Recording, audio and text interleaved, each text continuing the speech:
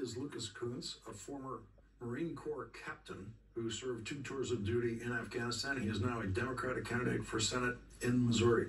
Thank you very much for joining us tonight, Captain Kuntz. Your piece, the article you wrote about this, says that what we're seeing there was inevitable.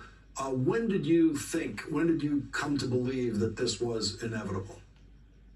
Yeah, hi, Lawrence. I can actually tell you the exact moment that happened. So I learned Pashto in the Marine Corps, the language of southern Afghanistan, and I deployed to Afghanistan twice on special operations task forces.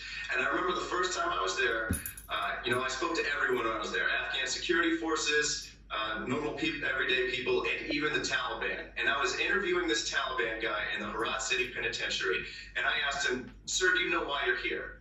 And he says, straight and firm, "Yes, because I was trying to kill me. I was trying to kill you." And I said, "Okay, and where do you think this is going to go?" He's like, "Well, you can either let me out and I'll keep trying to kill me, or you can keep me in here, and one of these days I'm going to be out because you guys are going to be gone."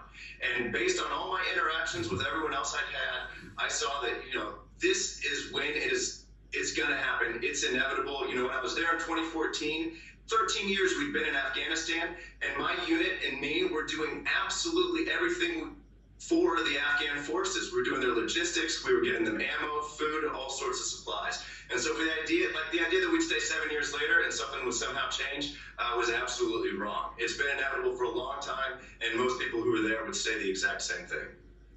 How surprised were you that the Afghan army basically collapsed almost instantaneously, and the president fled? I wasn't surprised at all. In fact, the president fleeing is just iconic of what happened in Afghanistan, actually both for Americans and for Afghans. The people who paid the price for this war were normal, everyday human beings, both in America and in Afghanistan. We're the people who died, we're the people who paid for the war, and the people who really made out were the elites on both sides. Defense contractors here, politicians who used the war to get into office. And then on that side, there were all these commanders who would just take American money, not push the food or supplies down to their troops. I don't blame the troops there at all for what happened. They were undersupplied and underfed. The elites made out here, and it's not surprising to me at all that when, push came to shove, they fled, and what happened in Afghanistan happened. The news media attached great respect, sometimes awe and hopes in a various succession of commanders in these military operations in both Afghanistan and Iraq at different times. General Petraeus comes to mind. Was there ever a command change or a tactical change in Afghanistan after you served there that made you think, oh, this might work? No, I think that this has been inevitable from the very beginning, and it was just, there was a systematic institutional lie in place that was, I think, perpetuated just to make sure that the American people believed that this investment in Afghanistan of 20 years, almost 2,500 U.S. service members' lives, and $2.25 trillion was worth it so that we could keep staying there. And they're perpetuating that on the news right now. They're getting out there and almost saying that we need to go back because they're trying to somehow say that it was worthwhile. The same way that they're saying that Iraq was worthwhile and that the $6.4 trillion we spent over there was okay. And these are the same people that refuse to spend just a fraction of that amount of money right here in America building up our infrastructure. And so for me, like the real shock and surprise in this whole thing for me isn't what's happening there. It's the fact that the American people didn't realize that this was inevitable when so many military people on the ground did. And the reason for that is because we have been lied to over and over again about what was happening in Afghanistan,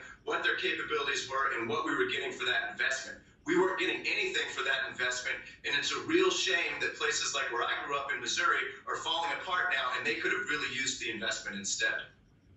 One of the huge advantages that this evacuation has over the evacuation from Vietnam is ongoing discussions with the Taliban, ongoing discussions with the other side that is allowing this to proceed so far in a way that is not, they're not having to evade being shot at by the Taliban as they do that. That's a huge change over the way we left Vietnam.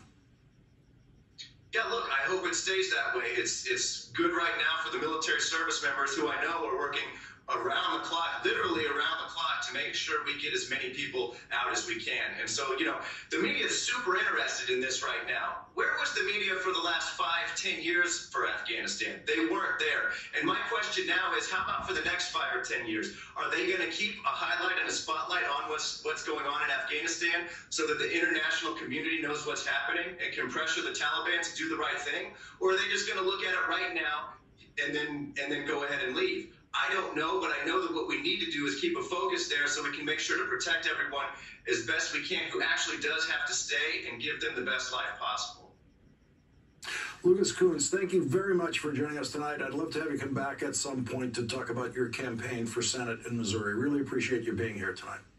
That'd be great. I'd love to come. Thanks, Lawrence. Thank you. Come.